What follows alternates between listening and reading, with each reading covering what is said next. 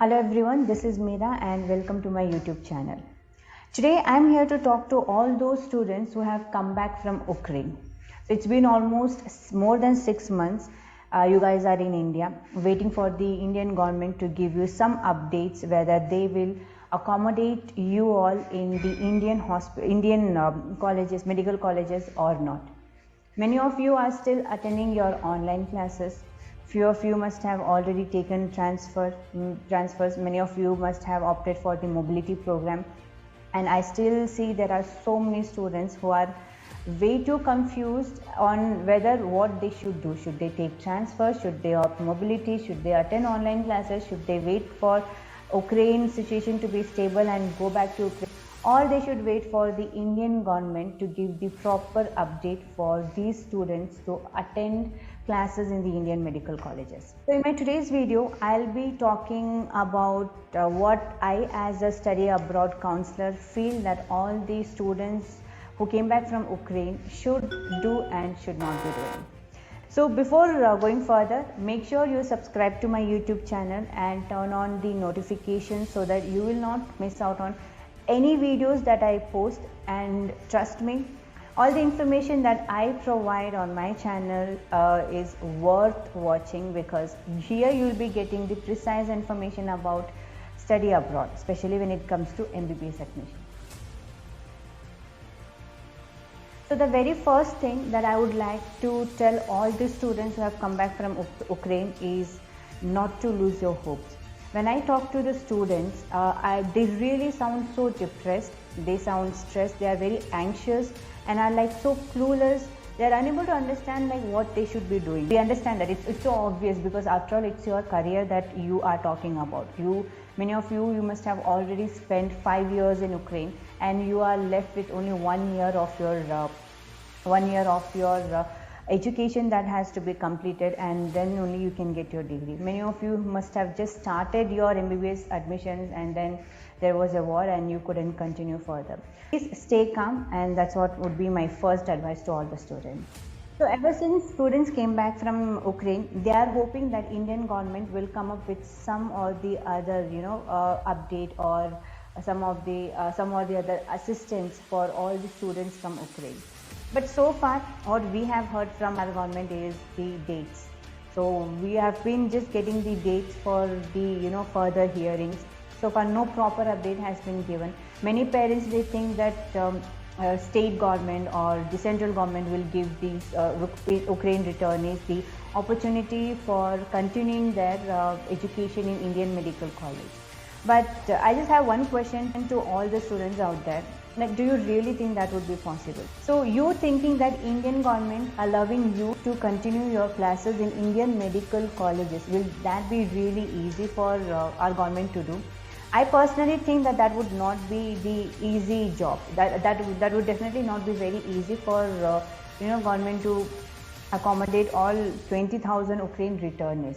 And moreover, there is one more thing that you have to understand, that there are many students who took MBBS admission in Ukraine with minimum NEET score, right? And at the same time, we had many students with more than 500, 550 in their NEET, yet they could not get the medical seat in India due to some reasons. Maybe the seats were not available or their marks were not competitive enough. So when Indian government couldn't increase the seats for those students, I personally don't think that they would even think of increasing the seats for the students who have come back from Ukraine. I'm not telling this to discourage any of the students out there. It's just my point of view, and this is something that I believe everyone will also understand, because this is what it is. I really don't think that students will be able to continue their classes in Indian medical colleges. So let's say if you're not able to continue your classes here, or let's say that maybe you are thinking that Indian government will come up with something. So in this meantime, what will you guys do? Will you attend your online classes, or will you just stop your online classes there? So if you ask me, I would suggest you that please do not continue your online classes for a very long time, because online doctor is something that none of you want to be. I'm very sure about that. and attending online classes with the hope that you can go back to Ukraine tomorrow is also something that I don't think any of the parents would think of. As a parent, if I'm a parent, I would definitely not send my child again to a country which was under attack, which had a war. The local citizens of that country fled to some other countries, and why would I send my child again to that country? And this is a known fact. Even though students might not understand this, but it's the parents who take the decision, and I strongly believe that none of the parents would even think of sending their children back to Ukraine to continue their MBBS education. So what will you do? I'm saying not to wait for Indian government. I'm saying not to continue with online classes.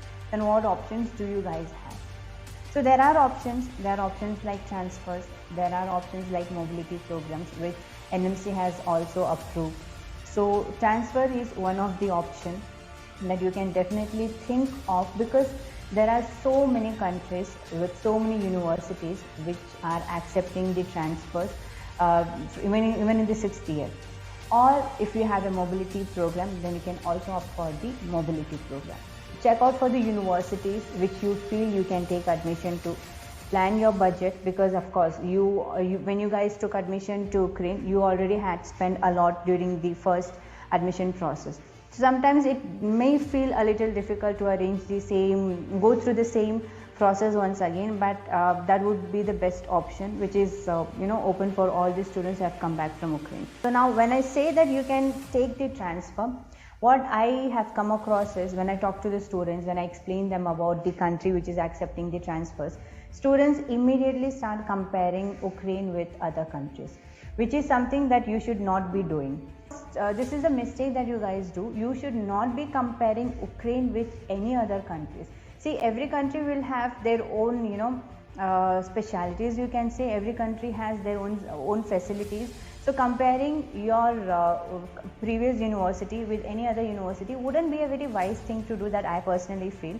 For transfer, it is very important that you do a thorough research. You look out for the universities, you email the universities or talk to the people who have studied in that university, and only then take your decision. Because many students, they keep telling that we have already gone through a lot, we don't want to go through a bad university, or we don't want to go through any problems again after the Russia and Ukraine war. So yeah, if you don't want to go through any of those, then you have to definitely do a proper and you have to do a proper research on your personal level as well.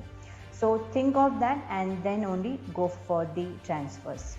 And now if you have made up your mind to take a transfer, the very first thing that I suggest every student to do is apply for your 12th mark sheet.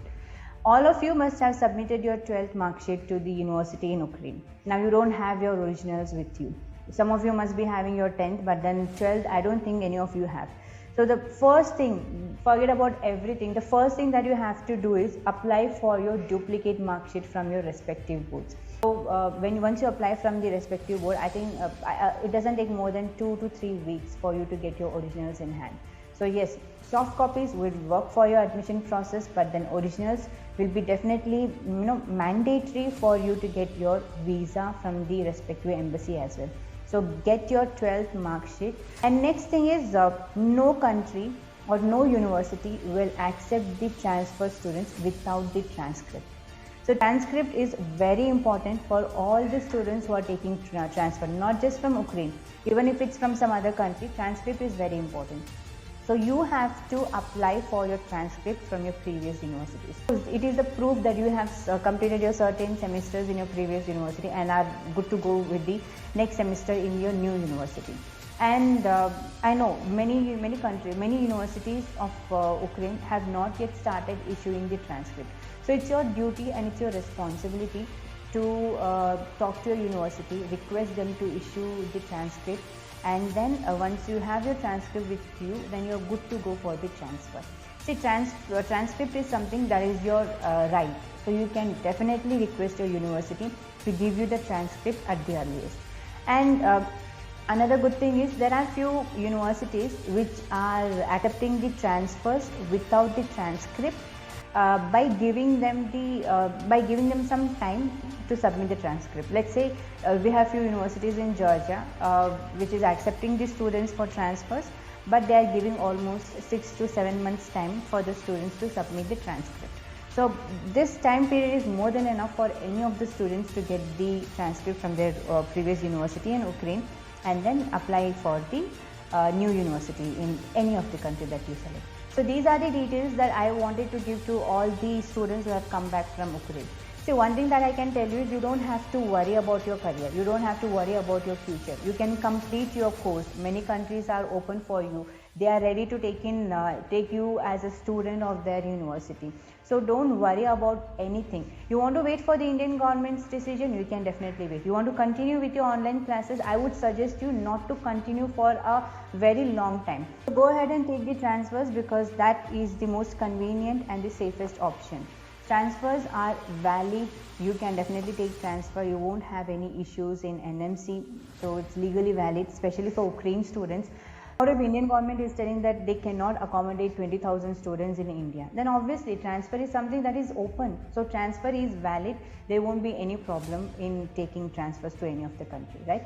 So you have many countries, and if you are looking for transfer in Georgia, then I would really suggest you to contact me at the earliest, because we have a very beautiful university in Georgia which is accepting transfer students from Ukraine. It has discounted the tuition fees for the Ukraine students. You won't have any semester loss, and also you are getting almost 6 months time to submit your transcript to the university.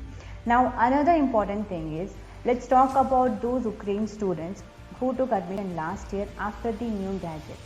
So what should they be doing? Because it was clearly mentioned in the gadget that they cannot take transfer from one university to another university at any cost. So what will those students do? So wait for my next video where I'll be providing the information and the options available for those students who took admission after the new NMC gadget. Can you take transfer? Definitely not. After NMC gadget, you cannot take transfer because it is not valid anymore. So what will you guys do? So for that, please make sure you subscribe to my channel and turn on the notification so that you will get a notification when I post that another video for the fresh students who took admission last year to Ukraine.